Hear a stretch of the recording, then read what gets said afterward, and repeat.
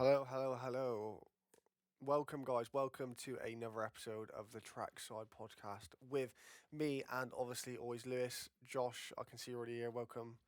How are we doing, Lewis? Ignore You my good? tan line. Your I'm good. tan line? Oh, I can't really see it. Oh, Got one white where, strip. where are you wearing a watch? Um, Sorry about Monday.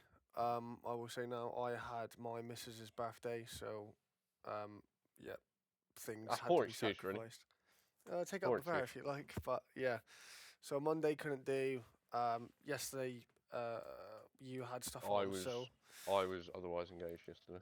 um, we were really quiet on Standard Twitch, Tuesday for chaps. me. Yeah, sorry, Tuesday. I'll turn this up. Is that better? I'll keep meaning to do that. Is that better? Better. Better on Twitch. Better on Twitch. 1 2 1 2. Whoa, testing. Check We are 1 2. testing. We are checking. So he said, "Yeah, thanks for the happy birthday, Lewis, and TikTok." Oh, you're welcome. I don't even wish my own sister a happy birthday. So That's think you're pretty lucky. poor. All right, okay. I'll turn it right up. What about that? That's probably too loud now, isn't it?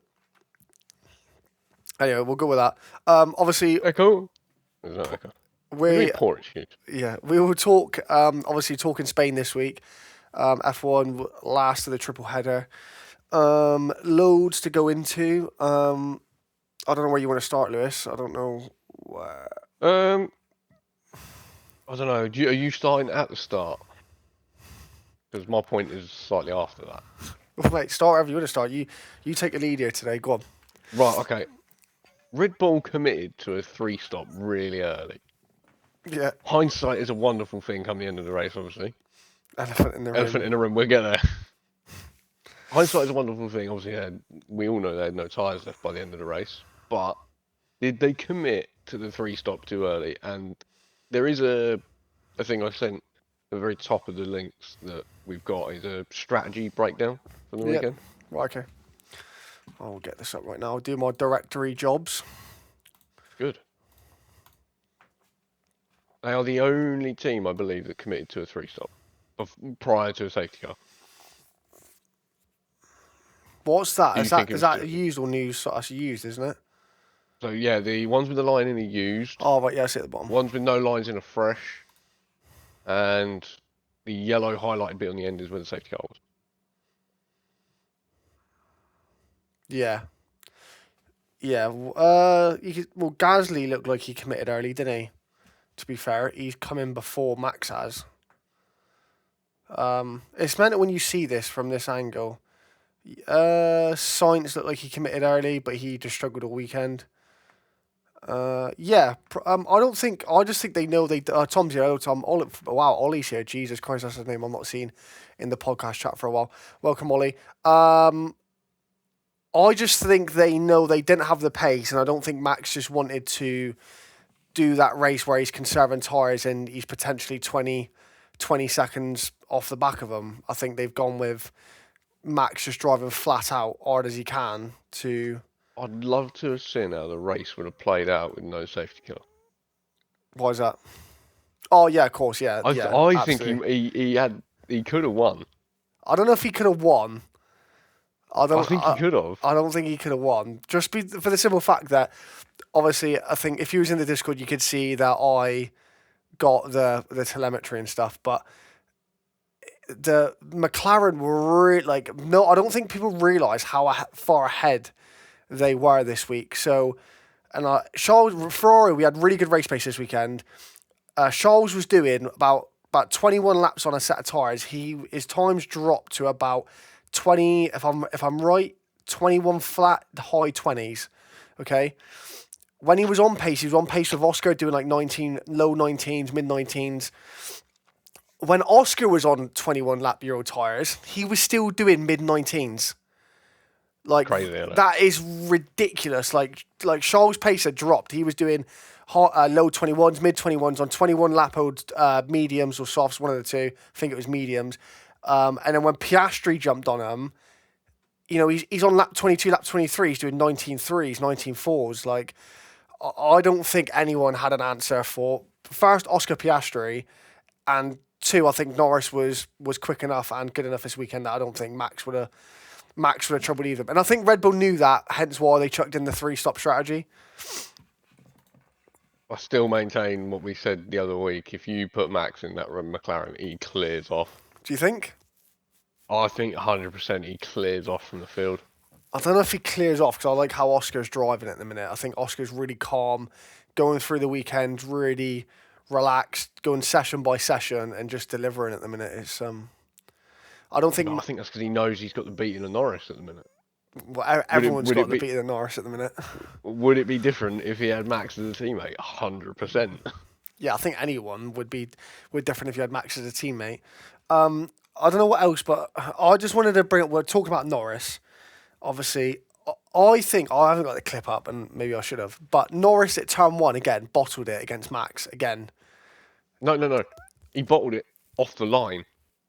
What do you mean? He bottled it from when the lights went out. His start was poor again, same as it was last year. What was his Achilles heel last year? Getting off the line, especially when he qualified in pole. He just went backwards every time he jumped off the line, but he just went. Max knows now every time this year, if he throws his car up or he's like anywhere near Norris's ring piece honestly drops out from the back of his car. It's quite like. Rosberg said, he didn't want to put it in a position where he might DNF, which I get, but like, you know, sometimes you got to be like, mate, like if you're going to try and push me around, we're going to crash. It is what it is. But, yeah, Norris just, I think this year as well, he thought like this year was going to be like his year to dominate. Like Max, they know they had the car. I don't think he expected how good Oscar was going to be this year. Do you know what? His level of improvement has been crazy. Yeah. From what I've seen in the past 2 years, it's been immense.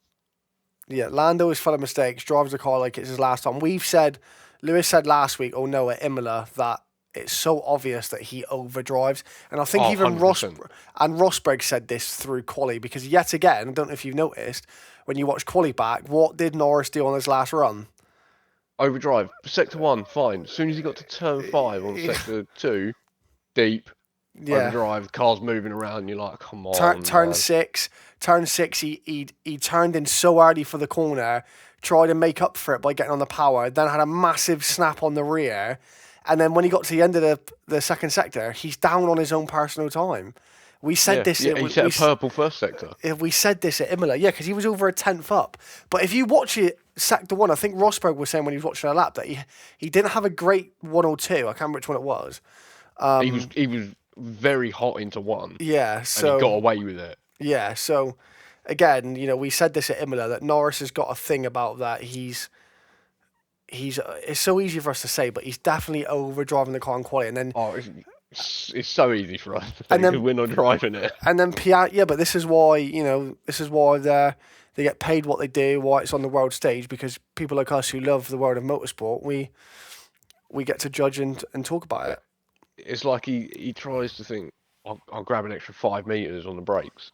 No, you're already braking as late as you can, mate. Yeah. And then Piastri's behind him, just going 2 times quicker in the first. We'll have another 10th in there. As he's going like that. Yeah. Yeah. I agree, Ollie. Yeah, definitely. I just think I'm not so much a point to prove, but it's more that he's definitely very worried this year about Oscar. He wants to be top dog in that team, and he's not. And and if I was Lando, what would be annoying me so much is like 2 seconds. Sorry, my nose is bunged. Like how relaxed Oscar is about it. Like he's so just chilled. He's like winning races, getting pole positions, and he's just like, yeah, well done guys, got pole. He's not like I'd almost rather him like rub it into me a little bit to like motivate you. No, but like you know what I mean. So like you use stuff like that as motivation. Like right, I'm gonna get you next week. But he's just so like chilled about it, and Norris is going well, and it's a bit like well. Norris is like secretly like, oh my god, like if you come to me and say, oh yeah, I'll beat you again, you're right, I'll show you next week, and maybe, that's motivation. I definitely get that when I play football and stuff like or whatnot. I use that, especially if someone starts to rub it into me or the other team take the piss. Like that's when I start to be like, but when people are like really raxed about it and they're just slapping you all the time, you're a bit like, oh well. Do you know what I mean? And that's what I'd be annoyed. There seems to be no cracks in their armour. Yeah. So there's that. I've got in my notes here Lewis being an idiot, but that could be a lot of things. What did Lewis I know Hamilton? what that is. I know exactly what that is because I got the same, not quite the same note, but I think it came from Ferrari and their clown show returning this week, Yeah. especially on the radio of let's not swap the cars when Charles is immensely Oh quicker. yeah, that was it. Yeah, yeah. Sorry. And I Lewis Hamilton defends every corner.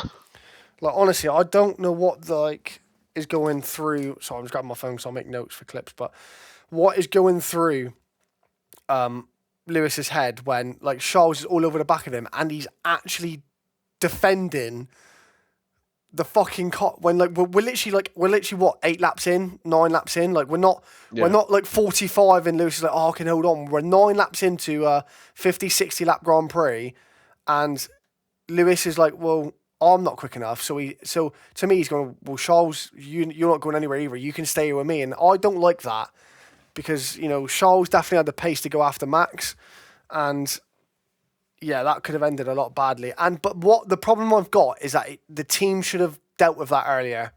It should have been called much earlier It took than it way was. too long. Yeah, That's definitely. what I mean. The clown show returns. That call should have come 2, 3 laps before it did. Yeah, easy. And I think even Rosberg said that, didn't he? Yeah. Ollie said he's typical Aussie, chill, laid back. He'll be world champ for at least next 3 years. I'm not going to say next 3 years because obviously we got the reg changes coming up. Yeah. Next year, which who knows who's going to hit the ground running with them. That's anyone's guess, really. You'd back Aston Martin and Adrian Newey, but if they haven't got the facilities to, because apparently Newey was complaining about some of the facilities they've got. I'm not going to go into detail on it, but yeah, I think it's all up in the air for the next 26 and 27 really as to who's going to nail the reg. Same as every massive regulation change in it. Look at Mercedes in 2014 and stuff like it's. You can't put your finger on it. Yeah. I'm just going to back to Ferrari. Yeah, back to Ferrari. The core, like Miami, should have come again, and it's not like we're asking them, $1 million question here. It's like they're not being faced with a, if you do this, like loads of people gonna die. It's literally like Charles was much much quicker. Lewis, like it was so evident as well by lap time. Lewis, don't hold Charles up, please. We're like 10 laps into a race. That's literally all the call had to be. But they're like, left it. Can you imagine if they came together? Oh, my God. Oh, would have been absolute cinema. Yeah, very annoyed again from Ferrari. Don't know what's going. We might as well cover Lewis while we're speaking about him. Like, I don't know what. Well, apparently he had something wrong with his car, didn't he? There was something broke on his car, I've been told. I've not heard this. Yeah, I don't know if this was Imola or Spain. Like, I don't know if Ollie you can back me up, or Josh if you're in the Twitch chat. You said elephant in the room that Lewis Hamilton had an interview with Rachel Brooks, and he apparently apologized after for being so like down and stuff like that. And I swear it come from Crofty that Lewis didn't realize that there was a slight issue with Lewis's car. Yeah, I've had a lot go on the last few days, so I've not been able to check that out. But I definitely seen that, and I'm not sure if it was Spain, but I think it was because Lewis was Google. Because Lewis was quite in positive hopes after quali, and because he said he was aiming for the podium. I did see that. His aim was a top 3, and then the race he just had no pace whatsoever. And then being passed by Nico Hulkenberg at the end was probably one of the most like humbling experiences he will have, like losing world titles and stuff, because the Kick Sauber arguably probably the slowest car on the grid in terms of performance. Lewis Hamilton, a 7-time world champion, now driving a Ferrari at the end of a Grand Prix, is being overtaken by Kick Sauber. Granted, we had a safety car, but that has got to be one of the most underrated, wildest things you will see this year. A Kick Sauber having much pace on Lewis Hamilton in a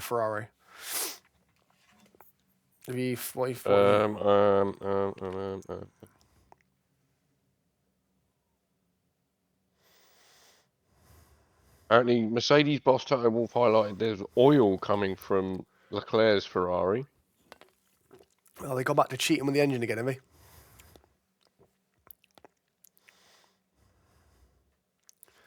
Okay. So all that Fred Vasseur says is we had a small issue. Both of them had a small issue. Yeah.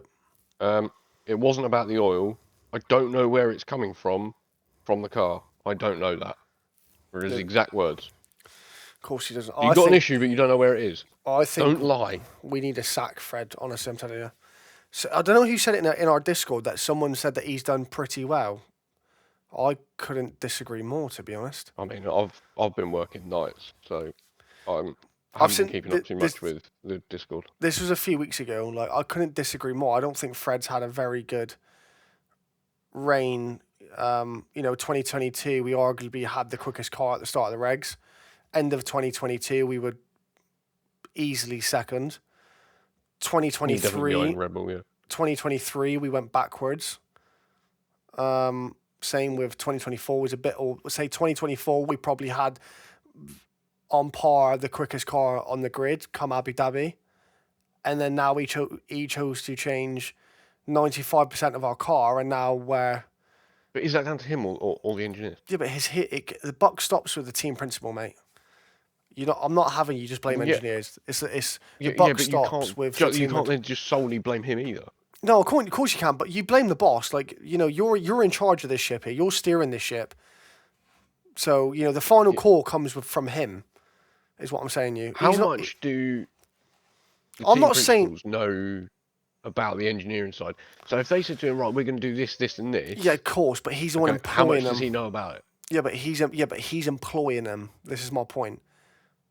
You're employing these people it's just it's like football managers. The manager gets sacked because at 9 times out of 10 he's buying these players that are not performing. Well, you told me he was going to perform, and he's been absolute dog shit for the last 2 seasons, and we finished 15th in the table. Where Ferrari have just literally we go quickest, slowest, and. But the same engineers that are building the quickest car are now building the slowest car. Yeah. Well, the buck starts with the team principal, mate. Do you know what I mean? If you had that mentality, you would never sack anyone. You would never sack any team boss, would you? I'm playing devil's advocate here. This is the paradox you've got. You've got engineers that made a really, really quick car for the end of 24, and them same engineers are now making the 25 car, which is nowhere near competing at the front. Yeah, I don't know. How do you blame the boss for that? Because when they come to him and say, we got a really good idea, I think, we should maybe change 95% of the car, the first question I'm asking is why? So I would be asking the same question, but are they telling him we're changing 95% of the car, or are they just telling him, right, we're changing this, this, and this? He doesn't know what that means because he's not got an engineering degree. I'm saying, I don't know if he does or not, but he's saying, I don't know. Yeah, go for it. I don't know what that means, but it sounds like good in theory. Yeah, but that's not what he's doing. In practicality, it's awful. That's not what he's doing, though. If he's a team principal, he knows roughly what's going on. He doesn't know the in-depths of the engineering side, but he would have a rough idea. And he's not just making a decision. Going, yeah, that sounds pretty good. Let's do that. So I'm going to stick with this. If Ferrari are not a top 2 team next year, or top 3, or fighting for wins, I want him sacked by the summer. That's a bold call. No, I want him gone by the summer. I've had enough now of Ferrari being they're literally the bridesmaids of F1. I'm just trying to find. Hang on.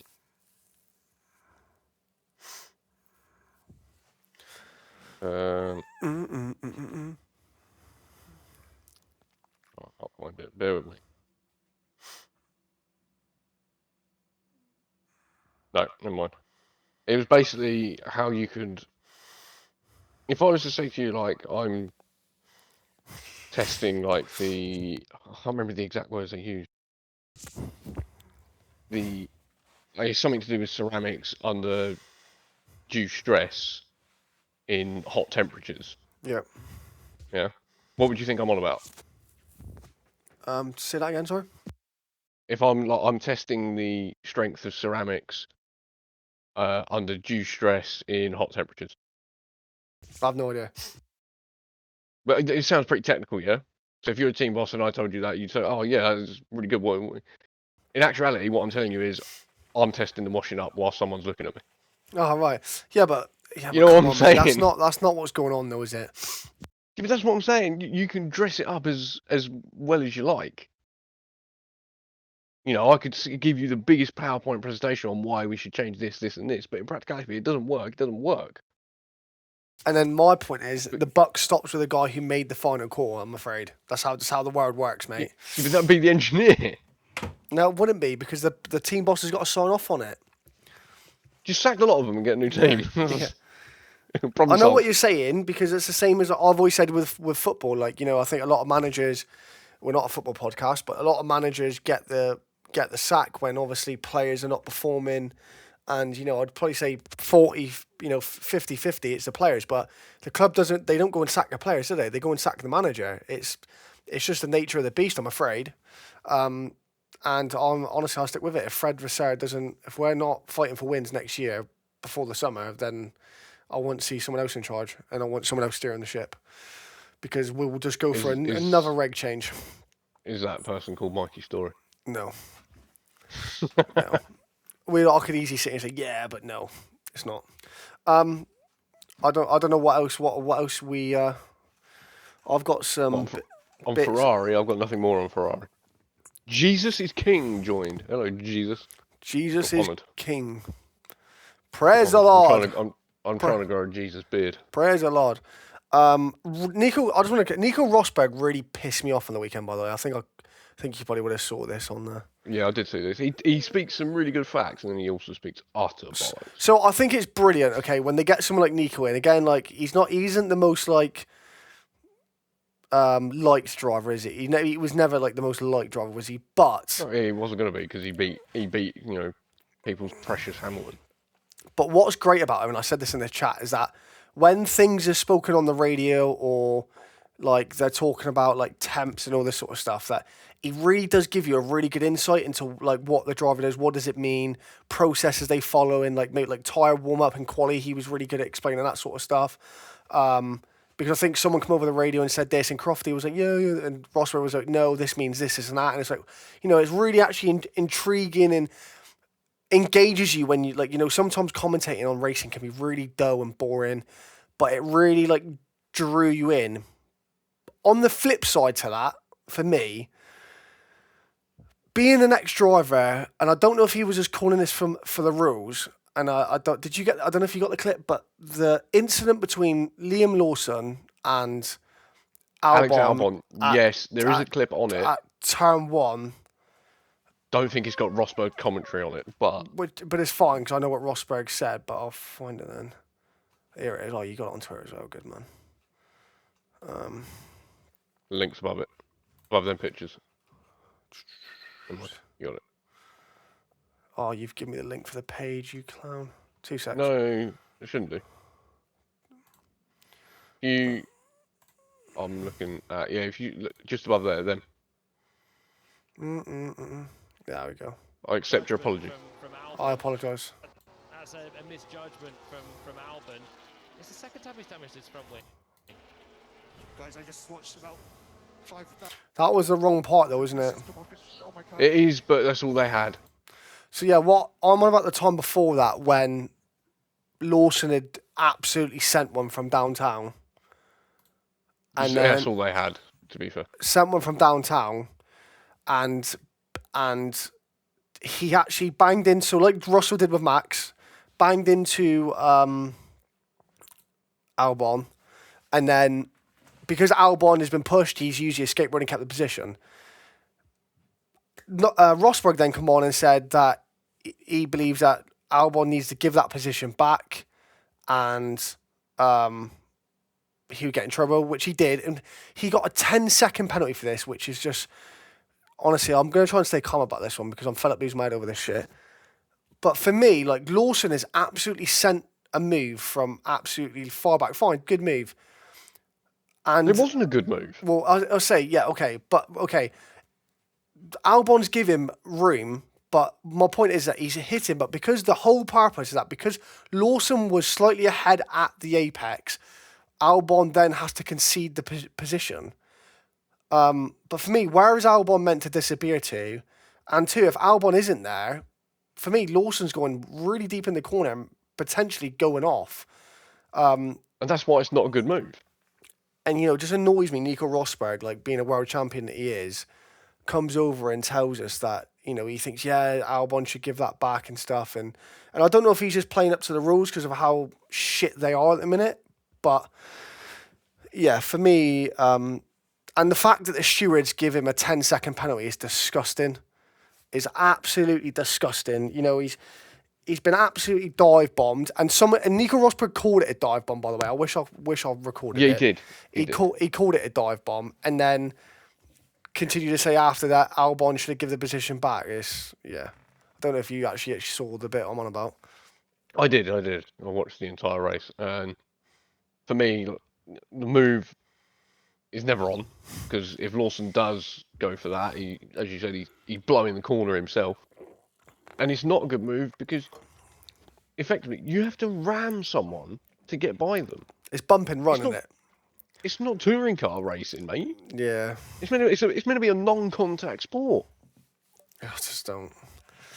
And I just don't understand it. Like, coming from a world champion as well, like, I just don't understand how things have got so muddy in terms of, like, racing standard. It's in this job. But then, if I go back to the Lawson tried it again with Ollie Behrman. There's pictures of this one. I've got pictures of this one. And Behrman just turned in as... Look, that is at the apex. Yeah, so he's tried to dive bomb Behrman and make the apex first because then that whole move is valid. Yeah, brilliant. Like, you've outbraked yourself, but because you've hit the apex first, Lawson, yeah, well done, brilliant, good move, mate, well done. Fuck off, mate, is what I'm saying to that one, because it's a load of bullshit. And we've said so many times, haven't we, that this sort of shitty rule is going to cause a big accident in a minute, and it could have done with Behrman. It could have done with Behrman, because if he turned in fully... Behrman turned in more, yeah, that's an accident. Yeah. And all Lawson's going to say, all Lawson would say is, I've misjudged a breaking point. No, you've tried the same dive bomb you've done on Albon to try and make the apex first. That would have made the move valid. Like, it's just outrageous, honestly. But then Lawson, what irritates me more is Lawson come out afterwards and goes, yeah, that one was on me. Who else is it on? It's not on Behrman, is it? It's on Behrman because he turned in. No, don't be a clown. But it's not Lawson's fault, though, is it? It's this stupid rule set that the drivers now have come up with, and I guarantee you they all regret it, and it's going to change next year. Guarantee it's got to change. The racing is pretty atrocious. Can we go back to you have to leave a racing room, a car's width? Yeah. That's not undeniable then. If I'm pushing you over the white line, that's not a car's width. Yeah. Get over. And there's stuff that, like, Dusty keeps putting in our Discord of, like, if you're on the outside, you know, you have to concede the position. It's a load of bullshit. If you're, like, for me, if a car's front wheel is, like, just in front of halfway of the other car, for me, that's where you've got to give the guy room. If there's anything less, I'm fine. You know, you're putting the car there, mate. That's on you. But if it's halfway alongside, for me, you've got to give racing room, and that's where we should see some really good racing, but we don't because of this. And also, I'm going to put it in the Discord later. What I was trying to say to you earlier, there's moves from Max Verstappen in, what year is it when he smacked Lewis at turn 2 at Brazil? He is nowhere near, up the he's not at the apex first. And 21? It's 22, I think. Or 23, and he smacks Lewis at the apex, and he comes on the radio, he didn't give me room, and Max is literally like that, which, again, is fine. He's, he didn't give me room, and then there's another one with Max. Again, he's not at the apex first, but he's just absolutely sending it. So, yeah, I don't understand where all this has just got ridiculous. To be quite frank with you. To me, right, if you want to make a move, and you want to leave a car's width and make someone else back out of it. Okay, I'm coming down the straight, you're in front of me, you got DRS. Or I got DRS, yeah? Yep. You pull over to the inside of the track to try and defend your position. Mm-hmm. I'm going to go to the outside, right? And then they all move back over to the racing line for the braking zone, yeah? Yeah. Why? What do you mean? If I literally stay in the middle of the road and I'm overtaking you with DRS, you move to the inside, I'm going to leave you there. I'm going to make your corner immensely tight, so you get on the brakes early. Yeah, 100%. I'm getting the move done. But then the problem you've got now, though, is that because of that reason, they hit the apex first, and all they've got to do is run you out of road. And, you know, if you go off track and pass it, you get what Albon gets. You get a 10-second penalty for You're gaining never an making the Inferno. corner when you're literally up the white line along the inside.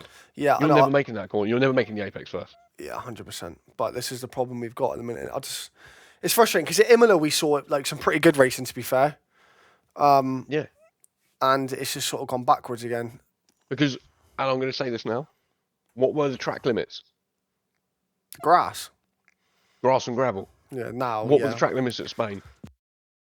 Tarmac runoff. Yeah, we've always said this. Like the old school circuits are so much better because drivers know that there's a limit, and the limit is the wall because, you know, you touch a grass or the gravel, you're done. But when you've got all these circuits with tarmac runoff, it's not a big deal if they run a little bit over the curb, over the white line, or they miss their braking. There's no risk involved. And I just think the sport just needs to go back to its roots a little bit in terms of racing. So I would agree. where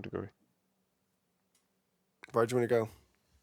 Just shout some points. I've got points, but I don't want to keep bringing mine up if you got some.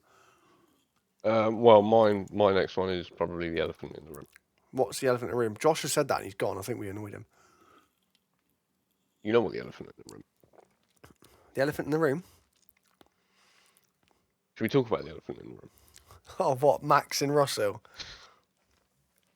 I don't want to talk You want to talk about the elephant in the room? Because we're going to be here for a while. Because I feel like people like...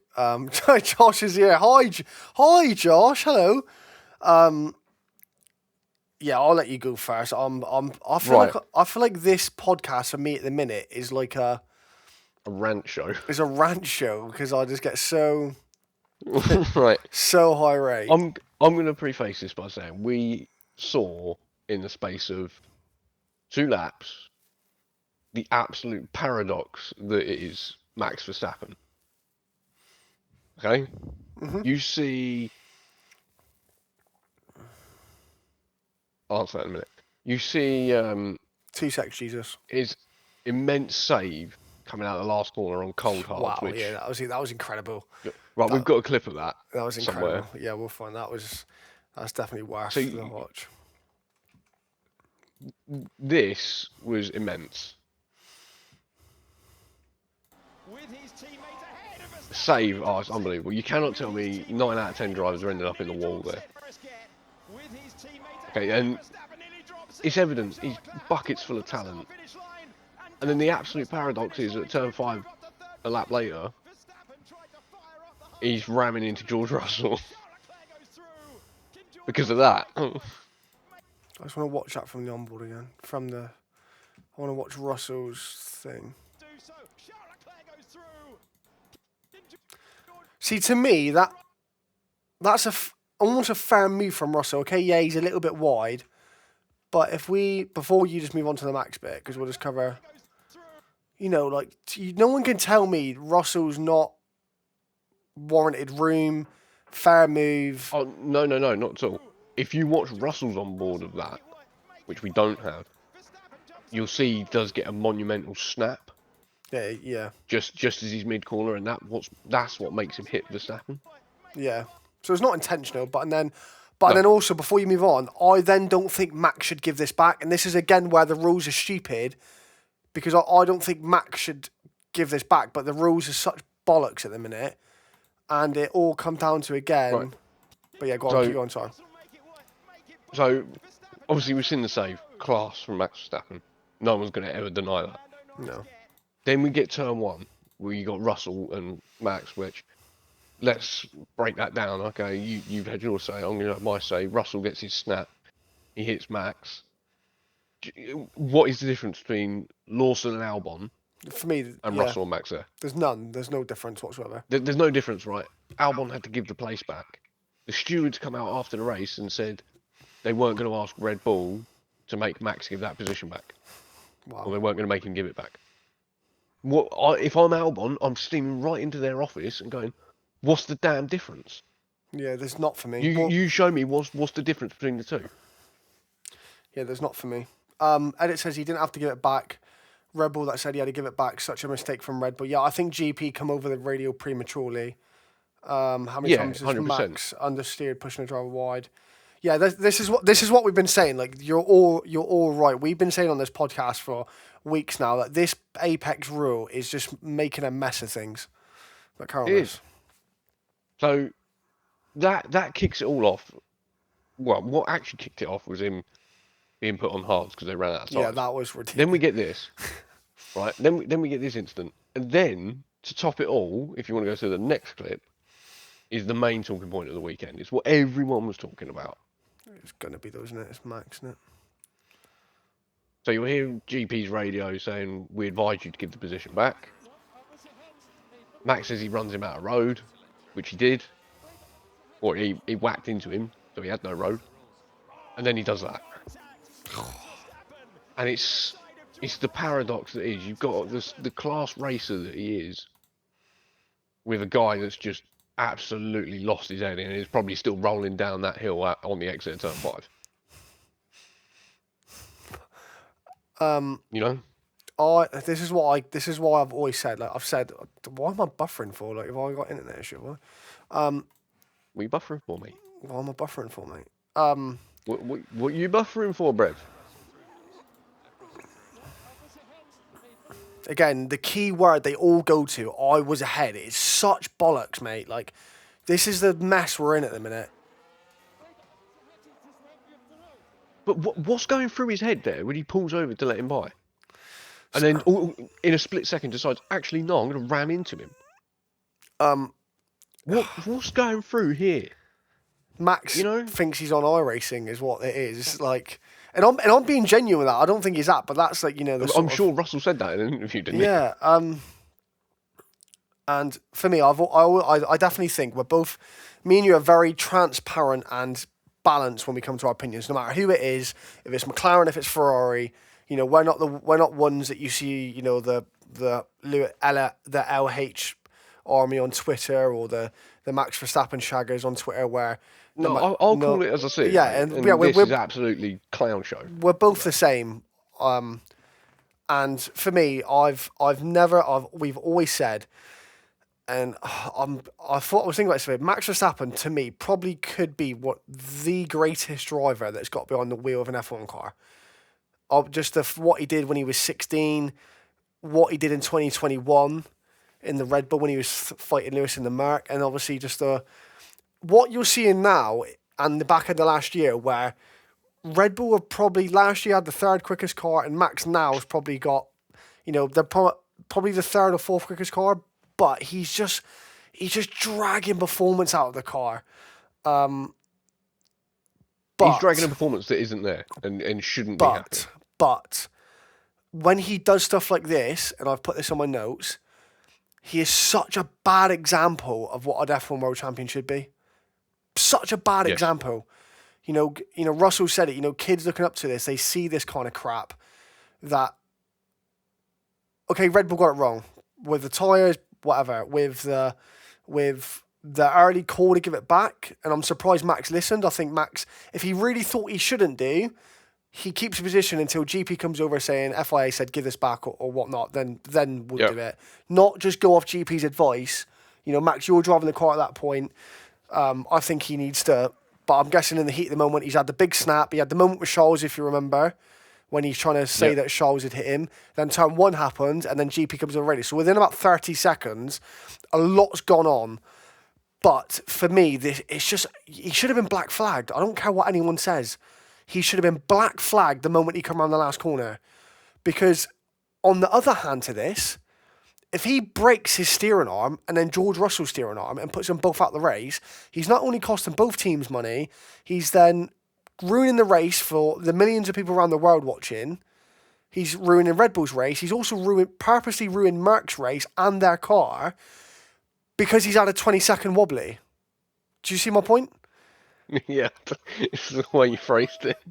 So, and then the fact, I agree. The fact he got given the same penalty Alex Albon got, to me, proves that there is so much wrong at the minute with the stewarding in F1 at the minute. It's so like out of this world, just ridiculous that Albon was banged into from being dive bombed, kept the position, was given a 10-second penalty.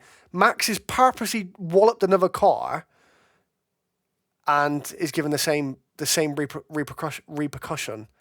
And I just think it's just disgraceful. It's outrageous. It's honestly outrageous. It's yeah. Outrageous. Josh has nailed it with like. I've not read Josh. Russell gets a drive through for skipping the chicane at Monaco, didn't he, Russell? Yeah. And we discussed this in length, saying probably his comments over the radio enhanced what he got in terms of a penalty. Yeah, definitely. He definitely digged himself a digger penalty, 100%. He was better off not saying anything. Max purposely drives into another car, gets 10-second penalty, and I think he actually got 3 penalty points on his license, not 2. Yeah. You know, and for me, it's just like you said, if you don't think you should let him buy, I'm not going to let him buy. Until my team come on and say to me, you know, the stewards, or it's been noted by race direction. If it's been noted by race direction, then I'd be considering giving it back. Yeah, of course, 100%. If they then said it's being investigated by race direction, I give it back. Yeah. Yeah, 100%. Until that point, I'm not handing it over if I think I'm in the right. Yeah, 100%, mate. You're 100%. 2 secs, Josh. Someone said, I saw Max has a say in that bump. I would have been frustrated too with how the day went. But it's still not an excuse. I mean, if you bump in the corner before that, I'm going to bump you back in the next corner. That is such a ridiculous way to look at it. I appreciate that you've joined us and had your comment. That is such a ridiculous way to look at it. He's not been bumped. Russell's gone through it for a fair move that we've just shown. It is ridiculous. Russell's gone for a fair move. He's had a snap of understeer, oversteer. Okay, they've touched. Max goes wide, keeps the position. That's fine for me. Max keeps it. I don't think he needs to give it back. Russell's not been, what's the word I'm looking for? It begins with an M. Like, is it, I don't know what the word I'm looking for. He's not been, like, intentional with bumping Max. What Max has done is intentionally rammed another car and is very lucky he didn't break his front right steering arm or Russell's front left steering arm. That's the issue I've got with it. And then what does Josh, I think it's disgusting that George Russell skips the chicane at Monaco to gain an advantage.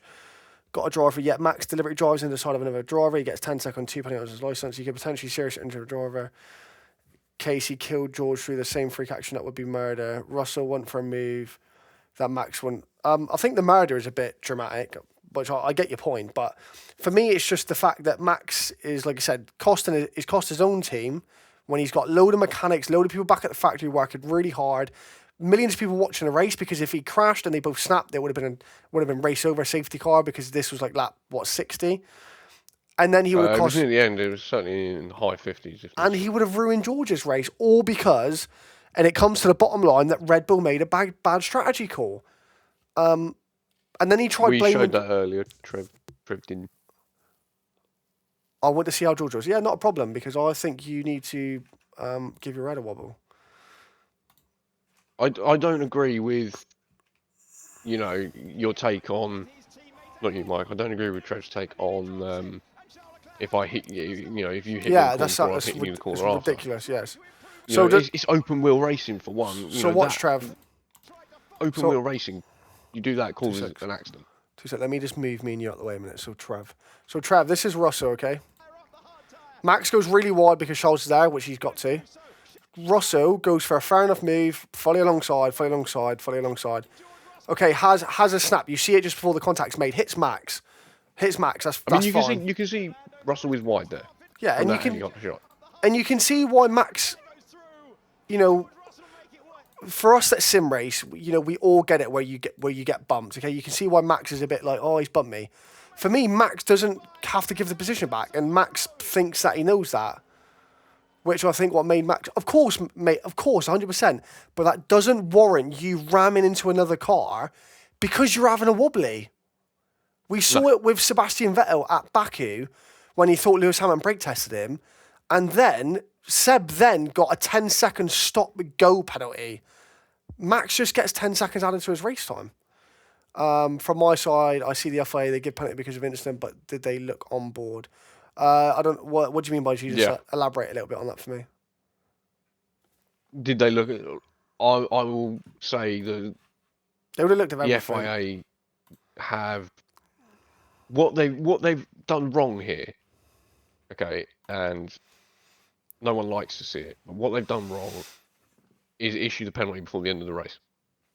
Yeah, well, What yeah. they should have said is this incident will be investigated after the race when they could have had all the telemetry and looked at everything.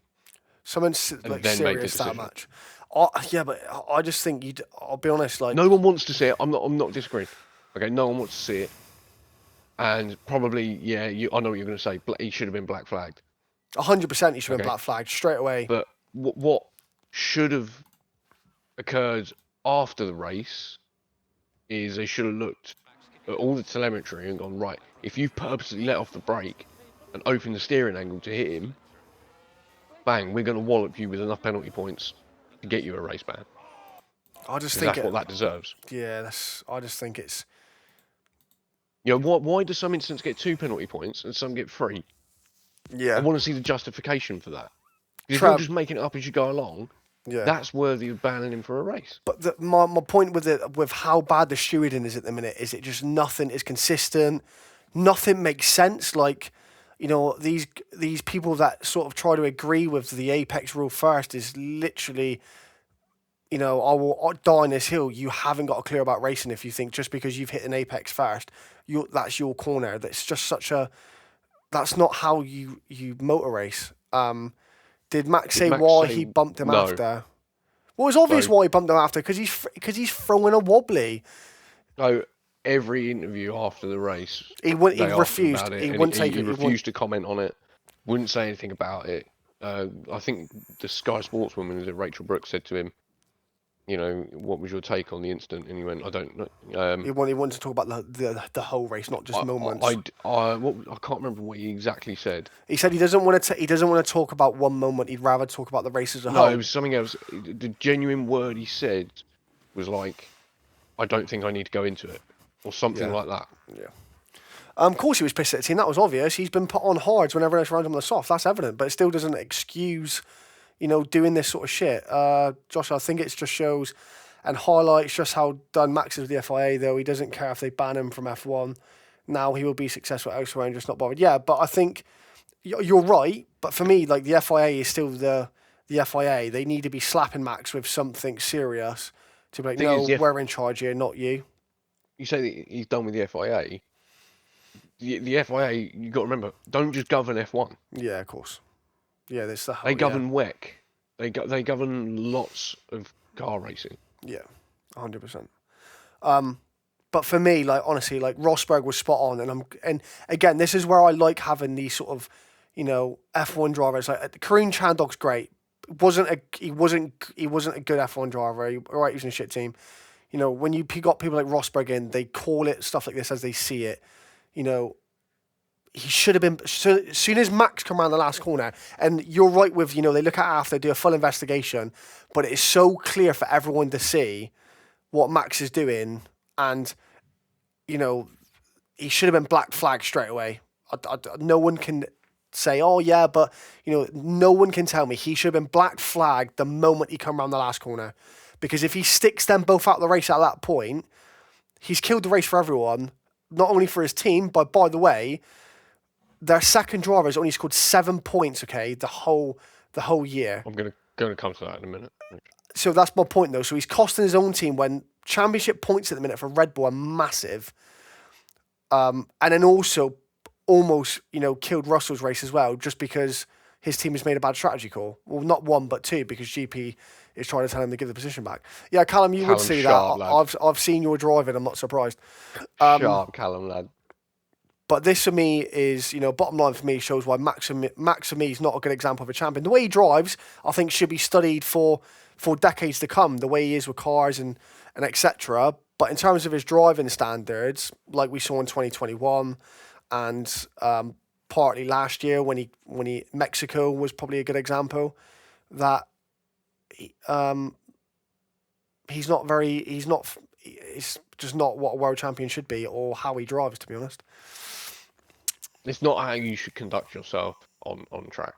your team's made a bad strategy call. You win together, you lose together. You just take your medicine.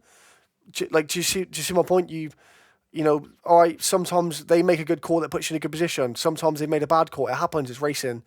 Take your medicine. Don't then be throwing a wobbly by trying to accuse Charles of battering in you when you actually hit Charles, and then you purposely wallop the Mercedes. So he wants to win, so that's why. Yeah, but everyone wants to win, aggressive. mate. Everyone wants to win, mate. Yeah, But there's a they're way all to do out it. there to win. You know, Trev, let's look at Nico Hulkenberg, right? He was in top 10. You don't see Yeah, him you're right, ramming cars off the road to try and keep his points position, do you? Exactly.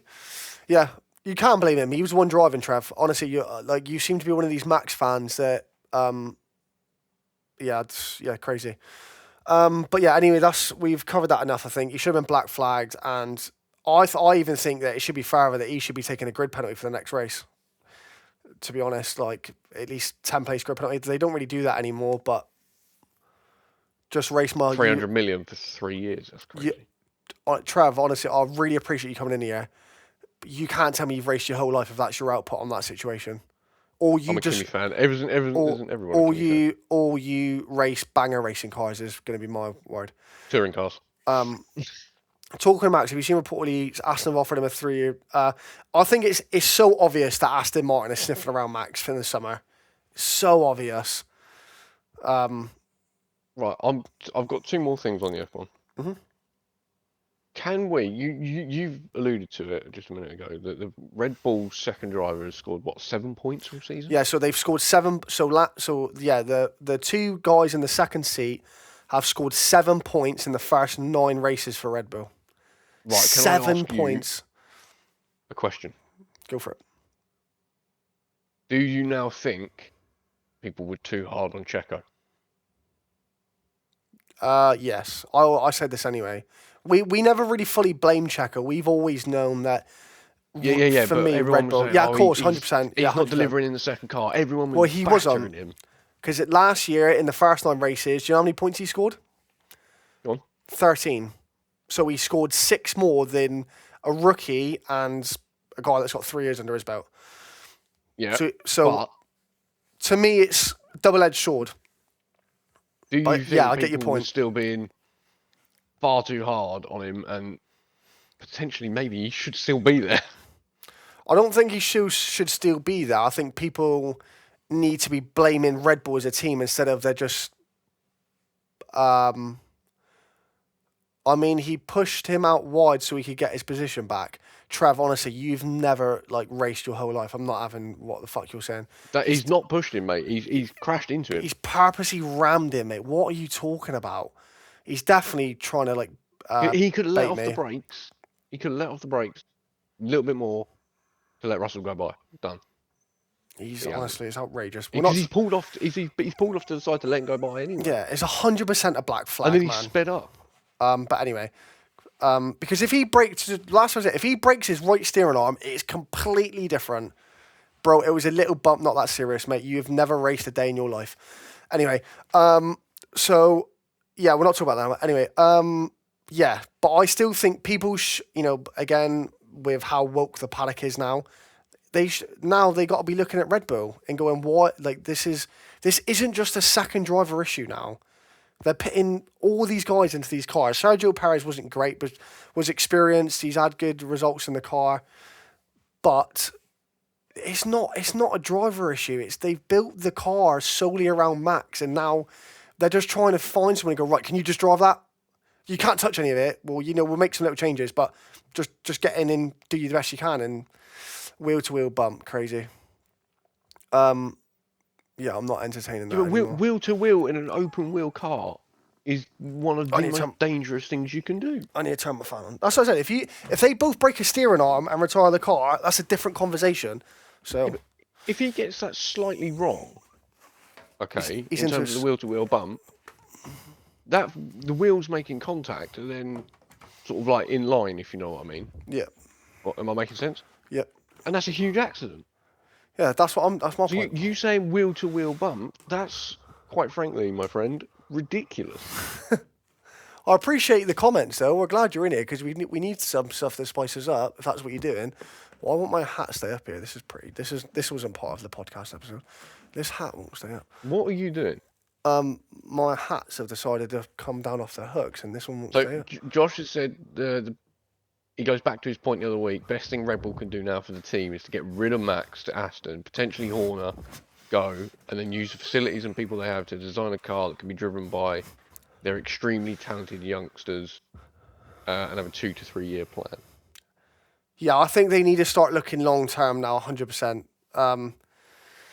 What they've done with Max worked for obviously 22, 23, 24, but in terms of the constructors, it's not, and it's just not a viable solution, is it? Like, we've seen, Red Bull did it with both their drivers, Seb and Webber. Like, okay, we had a clear favourite in Seb, that was obvious. But the car was definitely, like, roughly made around both of them. They could both drive it at a high level with good results. Same with Merck, with Rosberg and Lewis. We're not debating the first turn. This is what we're saying. Max shouldn't have had to give it back. We said this. Yeah, we've not said that's Red Bull's error. Yeah. Telling him, you got to give it back. We agree. But for him to drive into someone when he's trying to let them by is not on. Yeah. I don't want to see, let's move on from that now, but I don't want to see Hadjar on that Red Bull. I really don't want to see Hadjar on the Red Bull. Soon. It's too soon. You'll kill his career. But yeah, I don't think. I think I get it. Why people say Max has got to move on, because is he gonna have someone come in and then, if someone said to him like, Max, we're going to change a car slightly that he doesn't like, is he going to be happy with it? Probably not, because of it's very well documented how Max likes his car. But for me, I agree. Like, maybe I think Red Bull have got to start looking beyond Max now, which is a shame, because I think he's still got, I think Max could easily go on and be the most successful driver there's ever been with how he's driving. I feel like he's still in his prime. He just hasn't got the car under him. But I think Red Bull have been a product of their own downfall. My opinion, move Yuki from the team. He's sabotaging them. You are. Yeah, but have you seen the comment after? He's sabotaging them. Who'd you put in? Yuki Tsunoda. You tell me right now. You tell me right now who you put in that seat. Yuki Tsunoda is sabotaging Max Verstappen, ladies and gentlemen. That is brilliant. Jesus Christ. You are definitely one of these Max Verstappen shaggers that everyone likes to call them. I'm waiting for him to tell me who should be taking that seat. Not Max, the team. I think Tsunoda should have had it from day one, but it doesn't look like it would have worked. So he's sabotaging the team? No, not Max, Okay. the team. No, Yuki's sabotaging the team. That's what you're saying.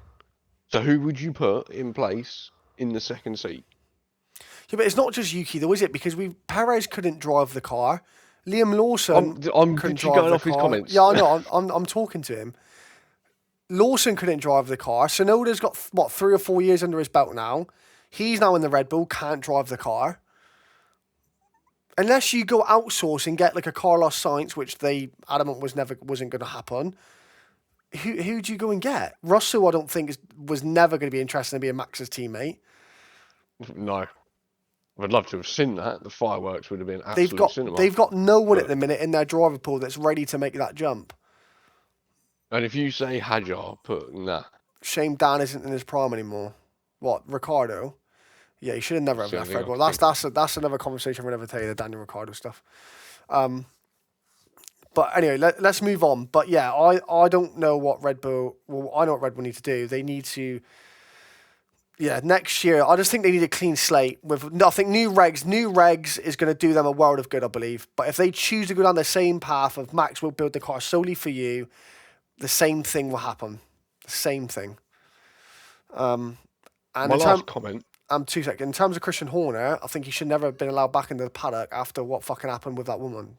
Just my take on it. But anyway. My last point on the F1 is my driver of the day had to be Nico Hulkenberg. Yeah, and fucking Max Verstappen got it. Oh, it's just crazy. Mate, what a race Nico Hulkenberg had in that He started 16th as well, didn't he, or something like that? 16th. Like, it's a top 5. Mad. car has to change because it's a lot harder to find another Max than it is. 100%, Josh. 100%. You think Max would go Audi? No. No. I think Audi will be a back marker next year. Yeah, 100%. The only place he goes is Aston. I don't understand how Nico Hulkenberg, in most definitely, without question, the slowest car and team on the grid, goes from P16, 17, I want to say, to P5 while overtaking Lewis Hamilton in a Ferrari, doesn't get driver of the day, is literally like the Italian job. 100%. Absolute daylight robbery. I'm Dick Turpin over there, is it? Yeah, literally, mate. Like, literally. And I don't understand how and the fact, like, and this is what worries me, okay, with the current. I'm glad F1's getting a lot more popular now. There's their young fan base is improving a lot thanks to Drive to Survive and all this sort of stuff. But for me, again, it's not like there was a picture, okay, that people like said, okay, like there was like, do you enjoy racing? And their thing's F1, where like say me and you and Josh, like, you know, we watch racing, you know, we watch Indycar, we watch the Tour, like I'll watch the V8 supercars. Like I love motorsport, not just as an F1, and I feel like those sort of things prove that people like racing, but then don't really know. I might get shit for saying they this. don't know much about it. They don't know much about it, and then they say, "Oh, Max, you know, he's just, you know, really good, done a really good job, like, you know, batting the McLarens," but then try to kill another car. But we'll give him driver of the day. Where, you know, you look a bit deeper, and I think it was quite obvious to see that you've got slowest car on the grid. That's probably their best. That's gonna be their best finish easily this year. All season. Bro doesn't get driver of the day, which is just fucking.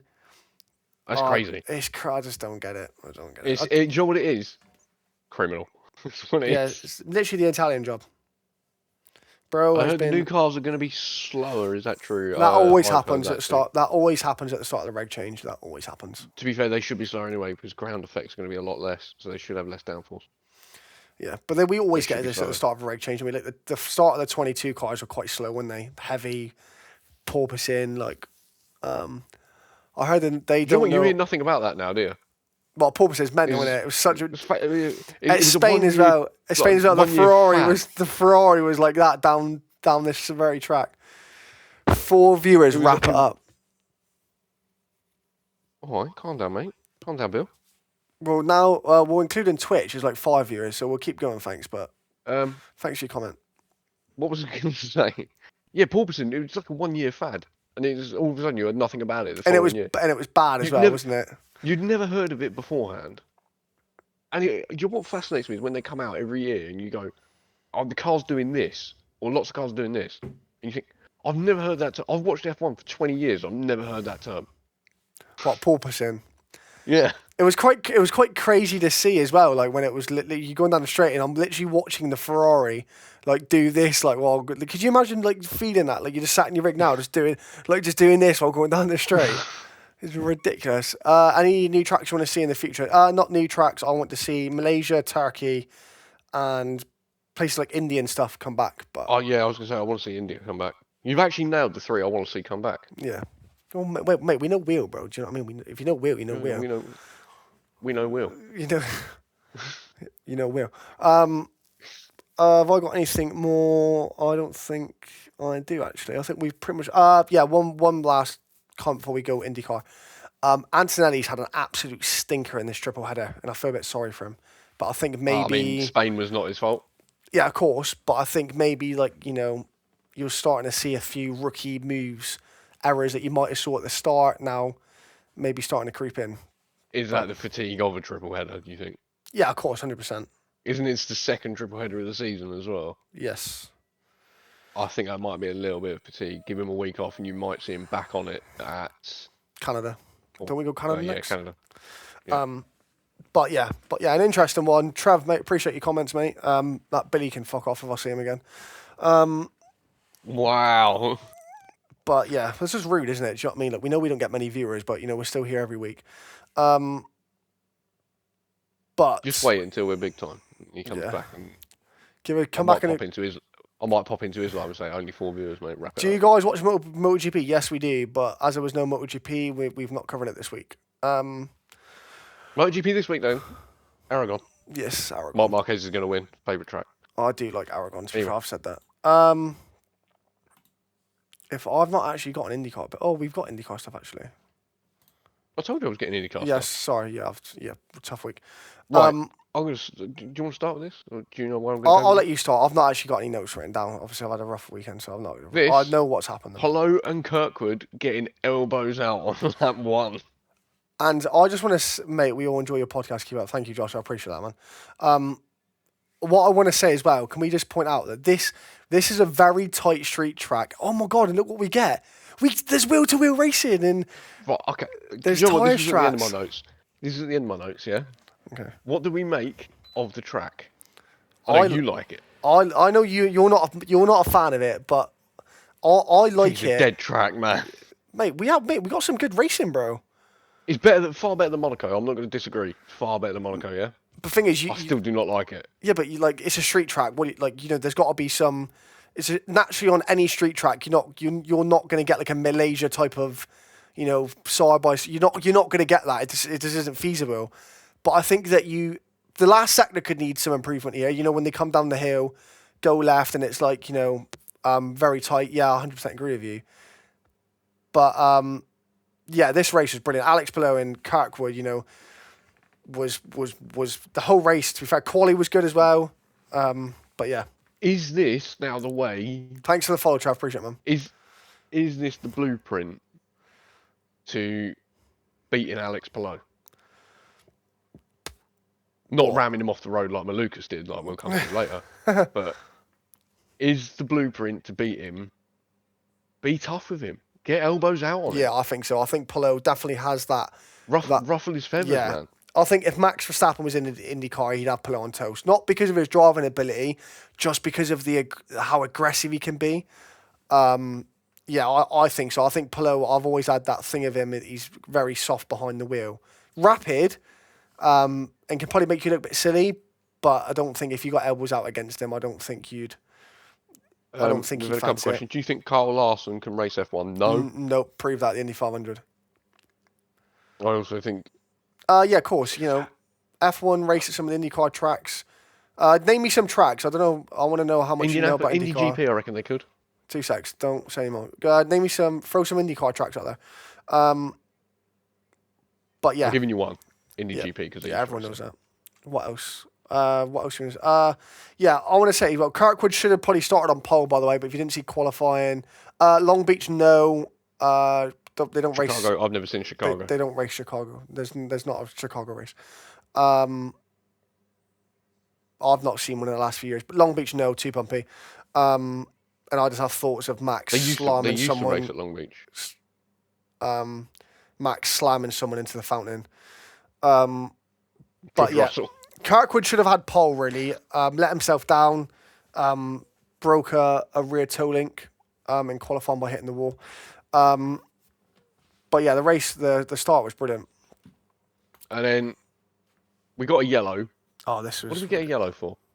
Tyre out. Was Tyre, wasn't it? No, we got a yellow for Rosenquist putting it in the wall. Oh yeah, that was. Which he got I didn't going get as well, going. didn't he? Yeah, like they were so do you know premature what with that. fascinates me, right, is F1 is so slow. And this is the two like polar opposites. F1 is so slow to chuck out a safety car or a virtual safety car or even a yellow. Right? They'll do like half a lap, 3/4 of a lap before they go safety car. Right? IndyCar, within 10 seconds of someone being in the wall. It's like mate with a flag. Yeah, it's me. Yeah, do you remember the race at Singapore when there was like a fan on the track and the only reason like everyone knew about it because Seb was on the radio? I think it was 2015. But yeah, like IndyCar. Like, oh my God, there's yellow. God, The guy literally, he stood in the tower like this, watching the screen. As soon as he sees cars on the wall, he goes, yes! Yeah, definitely. But this, okay, we got a yellow, then we got a restart. This was a McLaughlin's made weird one. This was a weird McLaughlin's one. made himself Have look we a got bit video? of a clown in the last 2 weeks. I do not have the clip of it. Yeah, that's fine. So yeah, McLaughlin rear ends Seagull here and puts him into the wall. It does look like Seagull. If you watch Seagull's onboard, he gets so much wheel spin, like he's got no rear tyre temp. And McLaughlin, but I just think McLaughlin's judged it wrong for me. Bottom line. Yeah, I think he got it wrong. He's got too close to the car, But he binned it at the Indy 500, warming up his tyres. Well, he binned it in qualifying and then binned it. Yeah. Was in a really good position here. Because Yeah, I believe, he was jumped first. into like the net. No, he was the net race lead. Yeah, he was net P1. Yeah, because he jumped Harter, Kirkwood, Palou. He jumped all them. And then puts it in the back of Seagull's car and gets a drive through. Which isn't like him, because I've watched a lot of old V8 supercar races, and McLaughlin's always been probably the Piastri. Watching his V8 supercar, just really like relaxed. When he first came into the V8 supercars, he was like 17, was racing guys like Jamie Whincup, Mark Winterbottom, and they just said he's so relaxed in the leading. But now, the last few weeks, just the whole Penske, to be honest, while we're on it, just seems really rattled, really nervous, twitchy behind the wheel. The only one that's not is Power, I think. Yeah, I just think that's. But for me, he's like the Max Verstappen of IndyCar. He just doesn't give a fuck, does he? No. But yeah, 100% agree with you. And I feel sorry for Seagull, man, because I don't really rate him at the minute, but I feel like when you get stuff like this happen, like it's just stuff that just shouldn't happen, should it? Do you know what I mean? No. And then this. Do you know any more about this? No. What was with the wheel nut issues all weekend? Oh yeah, I do know about the wheel nut issues, because then was it New Garden or Power? They couldn't get the fucking nut off and stuff. I think it was Graham Rahal. That was it. Yeah, because he was like net P2 when he came in or something. He was sat in the pit lane for well over like a lap. Yeah, well, he got lapped, didn't he? Yeah, he got lapped. Some guy was there with a hammer and freaking Bang bash the wheel nut off. Yeah, right. I don't know why there was an issue with the wheel nuts. I don't know. They've had it a few times. It wasn't just the race. It was all throughout practice and quality as well. Apparently. Yeah, 100%. Because you see that left front is nowhere near touching the wall. Hasn't gone anywhere near it. And the only reason he's gone in the wall is because the left front wasn't attached properly. He's gone to steer, and the front tyre's gone, no. Well, the tyre's not gripped to the surface to turn the car, is it? It's just... And then, all of a sudden, as soon as he hits the wall, the tyre just goes, nah, see you later, mate. I'm off. Yeah, it was such I want no part of this. It was such a... I think it was such like gone back to like a typical IndyCar weekend, just full of carnage. Yeah, the stuff that's happening that you just don't ever see anywhere else. Yeah, Josh, I like the colours, to be fair, but it's just too bad they're fucking dog shit. But it is their first year in IndyCar, so we'll give them some slack. But yeah, I don't know what the wheel nut issues were. No, we'll do some DDing on the next episode. This is the blueprint on how to beat Palou. Kirkwood gave it to you earlier. Get elbows out. Malukas took it one step further. Elbows out? No, just ram him into the wall, mate. But for me, okay, when I was watching this with T, and when I saw it, I was like, yes. For like 5 minutes. And when I saw it, I thought, oh no, he's put it in the wall himself. And it was like, when he's gone from up here, and then you do something like put it in the wall yourself, like you come crashing back down real fast. But for me, like, Palou has been very, like, nothing's gone wrong. The strategy's been bang on. No reliability issues. Nothing wrong in the pit lane. Like, Indy 500 is just gone. He was quite lucky with traffic. Like, everything's gone Palou's way. He's won 5 of the first 6 races. I think it was only a matter of time before something daft like this happened. Do you know what I mean? Yeah. I don't think he was going to... He definitely didn't have the pace of the Andretti cars. I think I believe he probably would have still got a podium. I think. I don't think he would have. I think he would have still got a podium behind the Andretti cars, just because just the way Palou is, very smart. I reckon he was always there or thereabouts. Maybe Chip Ganassi could have pulled something off with strategy. We don't know, but something like this was bound to happen with it, whether it was this race or the next few. But maybe it's a good thing it's out of the way now and he can crack on. I rate Malukas as a driver. I said to you when he came back after his injury, I rate him. Got unlucky with McLaren, didn't he? I think he could do great things in an IndyCar.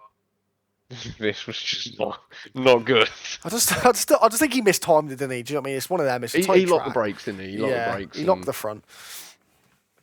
But what I did like is afterwards, Palou was quite sort of... He wasn't down in the dumps, was he? he was still quite upbeat about his weekend. You know, he didn't show any signs of that. That's got to him, really. Yeah, he's won 5 of the first 6 races. You know, if he has this bad weekend, I still think he's had a pretty good start to the year. Do you know what I mean? He's had 5 wins in a second. Like, I'm all right, mate. I'm gonna ask you, right? Do you think it's worse if you get taken out of a race, especially in that manner, where someone crashes into you and puts you in a wall, they carry on, right? Is that worse than you crashing out by yourself? What are you trying to say? That I get taken out a lot or something? Is that what you're trying to say? Yeah, you're the common denominator in it. For me personally, like either is never good. But for me, No, which is worse though? What, for personally or just in general? Because it's obviously Just my in opinion. Worse, I think it's put yourself in Pelot's shoes. Which it's is worse if you do it yourself. I think it's worse if you do it yourself because you'll make the mistakes. You're 100%. It probably I don't know.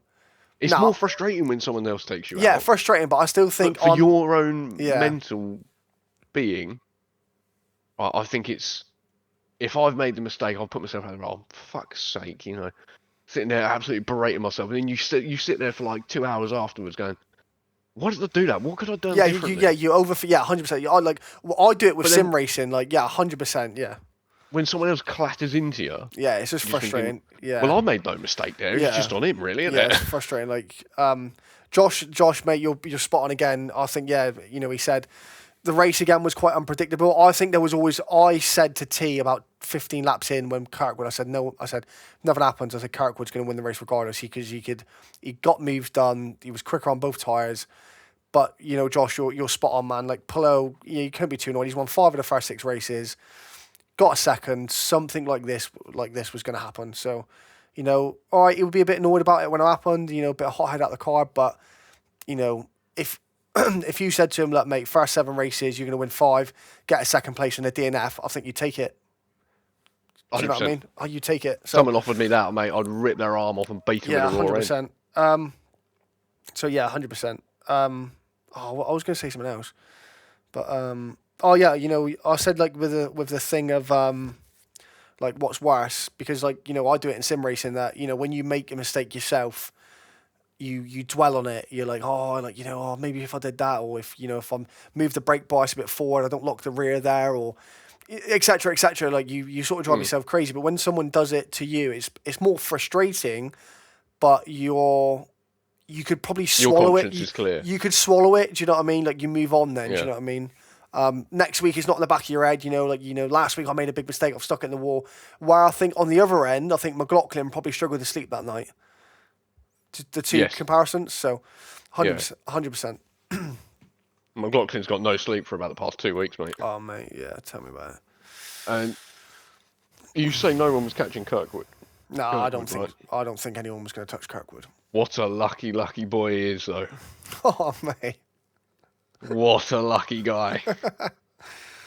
He very nearly rear ends Kiffin Simpson coming down the straight. Oh, man. He did clip the rear tyre because it broke the wing and it was hanging lower. And then didn't he move over slightly too early and nearly hit his rear tyre on Simpson's front wing? Yeah. He got away with that. Do you know what I'm going to put that down to, though? Just think, knowing he's quicker and overconfidence. He's just flying. He was just flying. Like he's in that zone where you're quicker than everyone. He's moving about wherever the fuck he wants to on the track. And he got lucky, but I just think bro was feeling himself, man. And I just, for me, no one was going to touch him. I don't think Herta was anywhere near him. But he was such an unnecessary risk. Sort of, yeah. But again, you've got the pace. Yeah. You don't need to be that close to the guy, it's so unnecessary. Yeah, he was very lucky. Am I boring you, mate? Mate, I've had 2 hours sleep. But yeah, 100%. But while on that, I don't know if it's one of your points, can we talk about the Andretti buys at the minute? Because they kept saying it over commentary, like they're trying to make a point that the other Andretti guy of your man, Mr. Colton Herta. I think I'm going to stop supporting him, Then he might do well. They kept saying it, and I don't know why. is the most paid driver on the grid in terms of IndyCar. Has the highest salary. And Really? yeah, they said it so many times, and I kept hearing it. Like they were trying to make a point of it. For me, he's not delivering at the minute. You know, okay, he had Her? yeah. No, it's not. And again, he stuck it on pole in the race and just looked like he had nothing more than what he's shown in the first 5 laps. Not wrong. He had enough for the podium. I think this week that was it. he didn't have enough to beat Kirkwood. Granted, obviously things haven't gone his way this season. How many issues have we seen at pit stops? 3. Yeah. There are things like that. Like, didn't he stall at the Indy 500? Didn't he? It was Barber where they had like a wheel nut issue, or the wheel wouldn't go on, or something. He has had issues that have contributed to poorer results than what he would have had. But even then, them results are not up to standard with where they should be. Yeah, for someone like him, for someone like him as well, who's been, we've always said so many times that we think if anyone was going to take it to Alex Palou last year, or what did we say last year? Qualifying, we want to see Palou, Harter front row, and this year, Harter qualifies all right. Long Beach qualified, I think, near the front. A few other races. Barber was the same. The Barber was the same. And then as soon as we go racing, he's just like almost in nowhere, or just goes backwards. Shit yourself is probably the wrong term, But yeah, what you're saying. It looks like as soon as cars get around him, he bottles it. Yeah, he just got no race pace whatsoever. The only thing you could have likened it to is, at the minute, Lando Norris in F1. Yeah, it's a great shout. Josh said, I agree with Mikey. Kirkwood had the race on lock, had the front wing damage and still was gaining time. Yeah, for me, he's just in the zone, like he could have braked anywhere he wanted, like put his car anywhere, going around people. Like the first 5 laps said it for me. Like I think he started 4th or 3rd, and he's gone, like within 5 laps, he's gone past Harter, or within 10 laps or whatever it was. And Harter had not gone any further up the road. So yeah, for me, I didn't see anyone else winning that race. No. Obviously, Harter for me just needs to get his head down, man, and needs to start, putting podiums together first and foremost. Yeah, a podium run, 2, 3, 4 races on the podium. I'm not saying they all have to be wins. A win in there would be nice, but a couple races on the podium would do his confidence the world of good. And also, I'm sort of fed up talking about Penske at the minute. Newgarden is absolutely fucking washed at the minute. Like it's sort of crazy to see what's going on with him at the minute. Was down in 25th and stuff for most of the race. Power's carrying Penske a little bit. Carr seems to be struggling. McLaughlin seems absolutely rattled. That's probably the most I'm going to cover on Penske, unless you got anything you want to say about him. No, I haven't got much to say really on them. But for me, for someone who's now under-delivering, and I think is probably going to lose his seat, do you want to guess who I think so? Under-delivering? Under-delivering, well, when I first started watching was winning races and stuff. I reckon I know you're going to say. Go on. Pat O'Ward. But no, well, yeah, that's good, but no, that wasn't who I had in mind. No? Okay. No. He's not on the screen. Oh, no, I got it. 100% I got it. Scott Dixon. No. Fuck off. You thought you had it then, didn't you? You were so confident in that answer. I was so confident I had it. Marcus Ericsson. Tell me I'm wrong, though. Tell me I'm wrong. Marcus, he hasn't won in a year. You are right, but he's getting on a bit now, isn't he, Scott Dixon? He's 6-time champ. But both of them shouts, I would say, are yeah. Lundgaard, no, I think Lundgaard's been pretty good this year. Up until the Indy 500. With him in this race. Yeah, because he was good here last year. He was good here last year, wasn't he? For me, it's Marcus Ericsson. And again, I've never known Ericsson to be the first 2 years I watched it, he won the Indy 500. Can't remember the track they go to. Was winning that. Was in and around the championship fight. I believe the year Newgarden or Power won it. And just for me, like, the Andretti boys are struggling, but he is nowhere near them. I think he did all right at Barber, I want to say. And obviously the Indy 500 he got disqualified from, but was there at the end. But yeah, for a caliber driver of Ericsson, being in the Formula One scene, just not good enough for me at the minute. And also, yeah, while you bring it up, Pato O'Ward is probably par Harter most inconsistent driver I've seen on this grid. The most underwhelming driver this year for the team he's in. Supposed to be the lead driver of the team. All the hype he had around him going into the season. And he done well on strategy, I think. Didn't it? I think he finished in the top 10. But again, he ran most of the race around in 25th, 20th. Just not good enough, to be honest, for supposed to be the lead McLaren driver in IndyCar. No. I think he should be doing much better than he is. We've seen this so many times. Just looking for the names there, really, but yeah. Oh, this accident was fucking ridiculous. So we do have the clip of this in a minute. This is But that's Louis Foster. The front right suspension broke there. Yeah, it was sort of like Toro Rosso scene of 2011, wasn't it? Joe, it must be the scariest feeling. Oh, mate. Especially at those speeds. They're doing they do 190 mile an hour before they hit the brakes there, by the way. Yeah. Oh, mate, I have sent you there it is, yeah. This is in slow-mo as well. You see it brake, wallops into the wall, wallops into Rosenquist. That's got to be a scary crash for Rosenquist. He knows nothing about it. It's not coming. Yeah, he was very lucky there. I'm not surprised he was a little bit shaken after that accident. Oh, let's see if we can find that photo on. But, what, you want the onboard? 6. There's an onboard already in our Discord. In the IndyCar chat, I think. If you guys join us and you love motor racing, give me a message and I will add you to the. I will add you to our Discord. Yeah. Evan, thanks for following.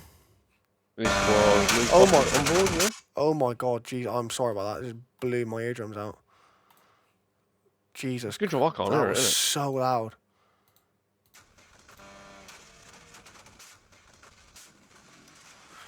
Scary accident. That. The scariest thing about it, right, is that when that suspension breaks. Yeah, look, that's Toro Rosso 2011 all over again, isn't it? When it breaks, right, obviously the brake disc and the drum is attached to the wheel. Yeah? Yeah. So when it breaks, you're not braking. You can push that brake as hard as you like. That wheel is not braking. So you've lost a load of braking performance. So even if you stamp on the brakes there, you're not going to stop. No. Essentially, you become a toboggan coming down the track that will not slow down until you hit something. And now you said that, this sounds like Rosenquist won't appreciate it. The fact he put it at Rosenquist probably made it a bit better for Foster. It better for Foster because it took a load of the energy out of the crash. Yeah, because he would have gone... If he didn't, he's going further into that barrier that he's hit. Yeah. And that one that he's hit, further. okay, is concrete, only a few tyres, and then the wall. That would have been horrible to see. He probably would have ended up over the fence. Yeah, that's a scary accident, man. It's not ideal that he's hit another car. Don't get me wrong, we never want to see an accident like this. Rosenquist, like I say, he knows nothing about it. Gets blindsided by an accident. It's going to shit you up, really, isn't it? Put yourself in Rosenquist shoes, you're turning in for a corner, all of a sudden, bang, you're walloped by just the another things car. like, the wheel being snapped out of his hand could have broke like a wrist or a thumb or something, but... Yeah. Yeah. But overall, for Foster, it was a not quite as bad accident as it could have been, but it was still an awful, awful accident. Absolutely. And do you think the track was partly to play? Where it's so bumpy? Potentially. See, that's mental. We've give Pato Award shit just now, but he's actually currently sat second in the championship. But for me, I still don't think he's 100 points behind. Sorry, he's 90 points behind. Well, I've said this. I said that the rest of the field of this give Polo wins, from strategy calls of, McLaren did it at Thermo, wasting all brand new tyres at the start. At the end of the race, saving their worst and used tyre at the end. RLL with Graham Rahal did the same at Indy, went new, use, where Polo went use, new. So I think that the rest of the grid have given wins. But yeah, he's We have covered all my points, by the way. yeah, we cover. But yeah, that was nice, man. But it's just like, you think that if Pat O'Ward was a bit more consistent, that we want to see, he would be like in and around the Ward at the minute. Could you imagine if we got? Do you remember the award from Mid Ohio last year? Oh yeah, when he was battling Palou, that was a great race. If we got that Pato Award all season long, mate, there would be something unreal between him and Palou. And this is where we've said about her. He's P9, man. And also, I'm just looking here. I think this grid is quite. This is gonna sound harsh. And if we had bang average, it's fucking bang average. Pat O'Ward's had not a great year. Dixon's not been very good. Scott McLaughlin's been rattled. Newgarden's been terrible, and he sits P12. Colton Hart's been terrible, sitting P9. Rossi's lost it, but then you got Ferrucci, VK. I think VK's got so much more pace. But then what did I say? Marcus Ericsson, P19 for an ex-Formula 1 driver at a team like Andretti Motorsport is just fucking shocking. He's Kevin Simpson, who I've not really rated, is above him. But you look at these sort of caliber of drivers, from Sato and Jacob Abel up. That's from the Indy 500. It's bang average grid, isn't it? So, yeah, I don't really know what to make of that now. You sort of think that if there was a few more decent drivers, the season looks a lot different, doesn't it? What? So the last thing I'm going to say is, we haven't covered it since we've not been on since he said it, but Alex Palou said F1 is not calling me anymore. Doesn't want to go to F1. That's what he said. He said he doesn't want to. Yeah, he said he wouldn't. They're not going to ring. And what did I message you saying? Load of bullshit. Yeah, it's fucking bollocks, mate. If everyone rung him, he'd be fucking jumping at the chance. Don't tell me that shit. Being European as well. Do you know what I mean? If he was American, I'd probably sort of be like, yeah, I get it. NASCAR drivers, they're all like, they love it. But he's European. He probably grew up watching Formula racing. Don't tell me if F1 rung, you would turn it down to stay in IndyCar. As much as I love Alex Palou. I think he's chat shit. Yeah, yeah. Josh, what was the impact of the speed? Well, I know from when they hit the brakes there at turn 4. Turn 3. 3. They're doing 184 mile an hour, 179 mile an hour. So roughly around that. The impact speed would have been less, obviously, because Rosenquist was already deeply on the brakes turning into the corner. Yeah. I would say your impact speed you were looking at was probably somewhere. But it was over in a the ton. region. Yeah, with the speed that Foster was doing, you're probably looking at easily 130, 140. Yeah, it's still a massive accident. Because he's not slowed down much after he's hit the wall. Next race is a oval. Yes.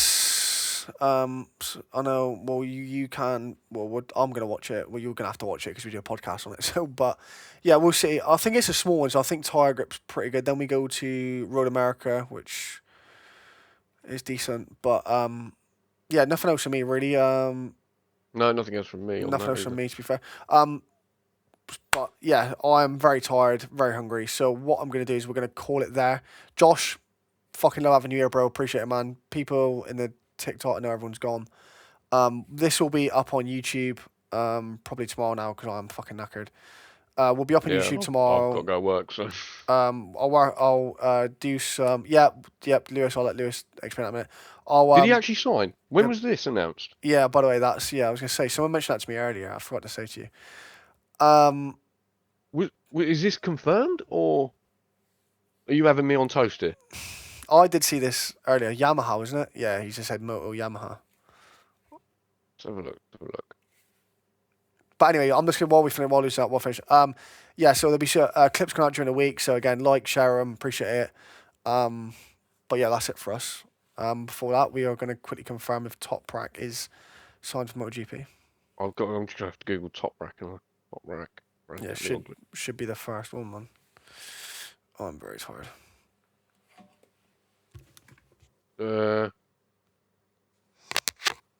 I don't.